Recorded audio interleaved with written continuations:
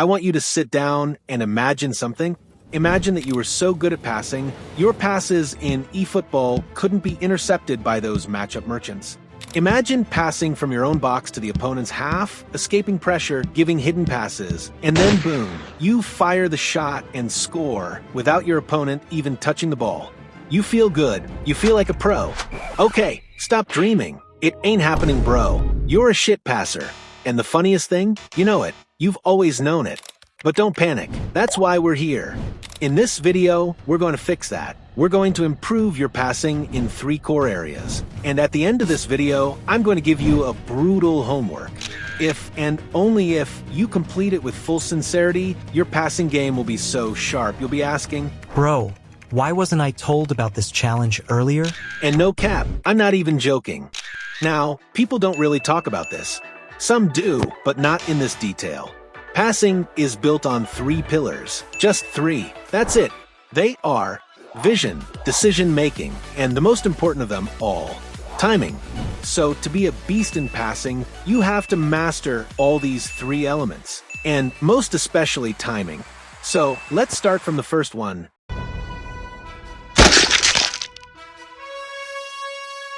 Vision is what separates noobs from masters. It's what helps you see that space your striker is running into before your opponent even notices it. It's how you pull off those filthy inch-perfect through balls and long switches that catch your opponent completely off guard. So, how do you improve vision in eFootball? 1. Adjust your camera angle. Stop using mid-range, long, or wide camera angles because you want to see Messi's beard or Ronaldo's jawline.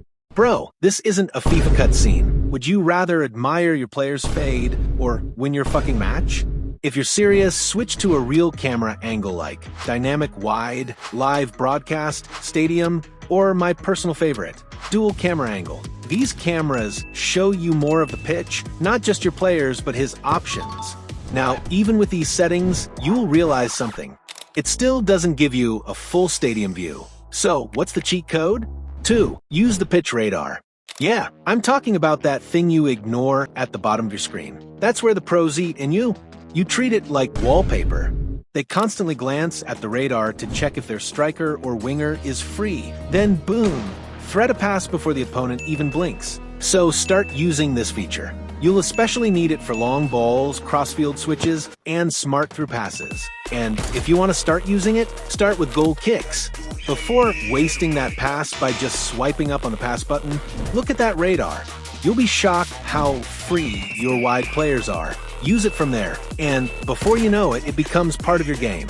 Now you see better, you can spot more. But the question now is, who should you pass to? And more importantly, how? That brings us to our next point.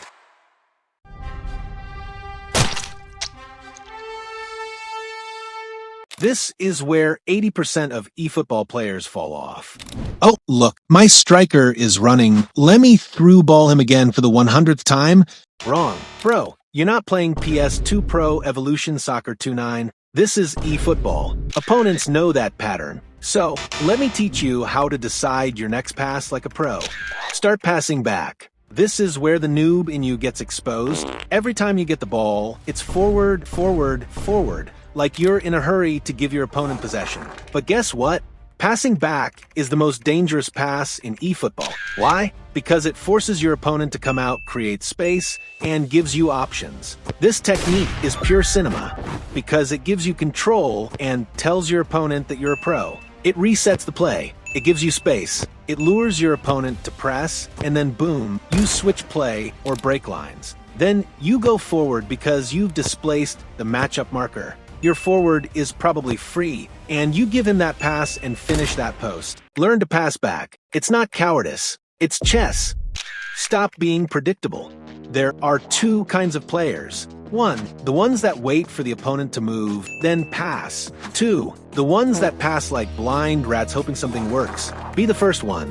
So here's how you do it. 1, let your opponent match up first. Before passing, wait for half a second. Let your opponent guide you.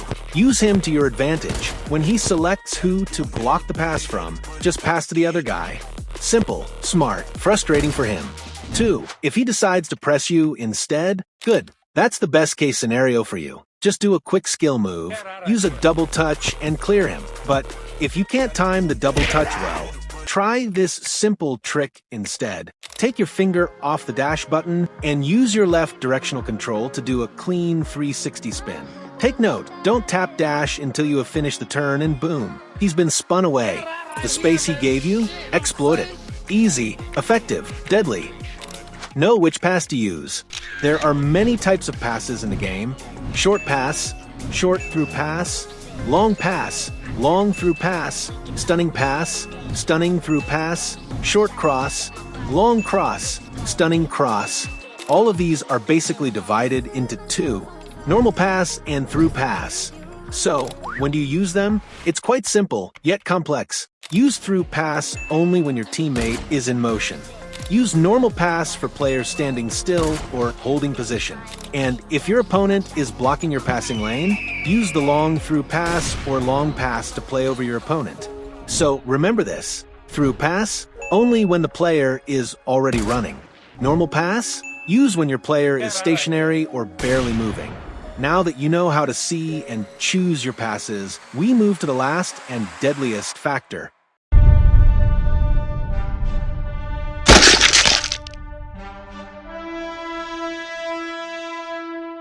This one is so misunderstood. You all think timing is just tapping pass earlier. Nah bro, it's more mental than mechanical. Now, I could start giving you 5-step drills and textbook coaching stuff like I did in the other two, but I won't, because I already know 90% of you won't do them. So, I'm giving you something better. A challenge, an assignment, a real one. If you can complete it honestly, this challenge will sharpen your passing instinct in just 4 matches. Yeah, just 4. Not 40. Not 4 days. 4 matches. Wait. Before I forget, follow my lead.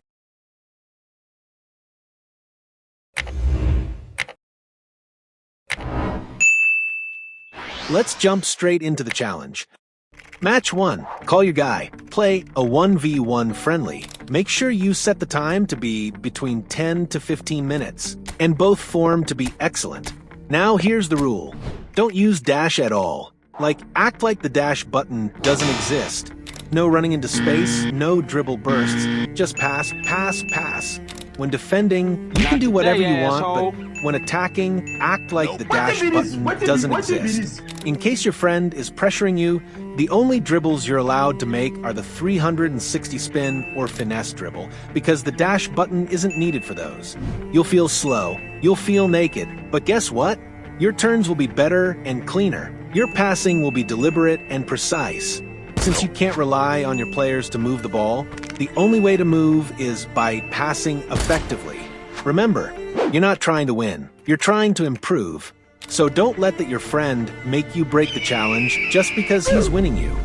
Match 2. Play a PvP event. Same rule, no dashing. Please, let your network be strong here. Face a stranger this time. Why a stranger? Because your friends might trigger your ego, especially if they beat you with a big margin. Then you'll break the challenge just to prove you're better. Also, your friend may have mastered your passing pattern, which makes the challenge even more frustrating. In this match, you'll start noticing improvement. Watch how you begin to spot passes you never saw before. The slowness makes you smarter. Trust me. Match 3. Now you play an event versus AI on Legend difficulty. Now flip it. This time, keep your finger glued to dash. Yes, you heard me. Hold dash like your life depends on it. No finesse, no subtlety, just turbo mode, everything, passing, moving, turning.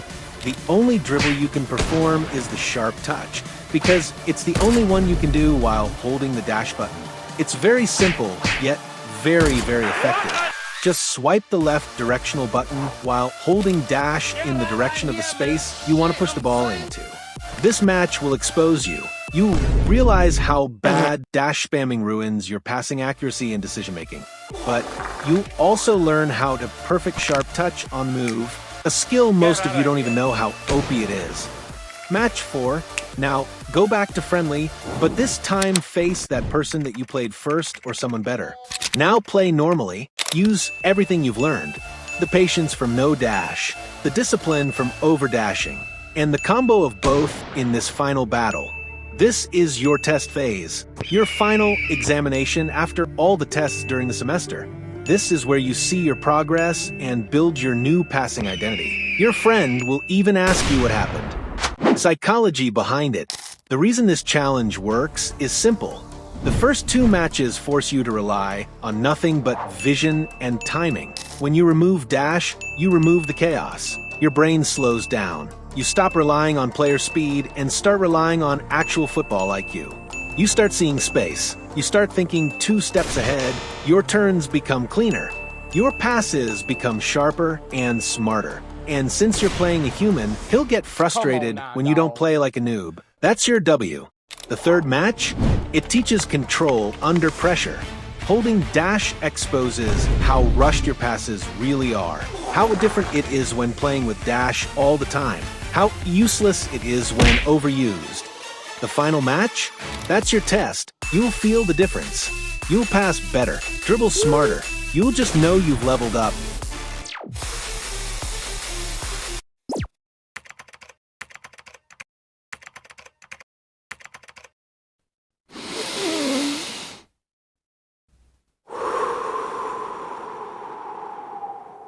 Now, my G, go and do this challenge. Then come back here and drop your experience in the comment section. Let's see if you're passing transformed, or if you're still delivering free balls like Santa Claus. Also, if you're looking for a deadly formation to try all of this passing goodness on, click the video on your screen right now. It's a full breakdown of one of the rarest and most feared formations in eFootball. Everyone is afraid of using it, so be the difference. Go and try it. What are you still doing here? Click the fucking video, and if you've already watched it, fuck off.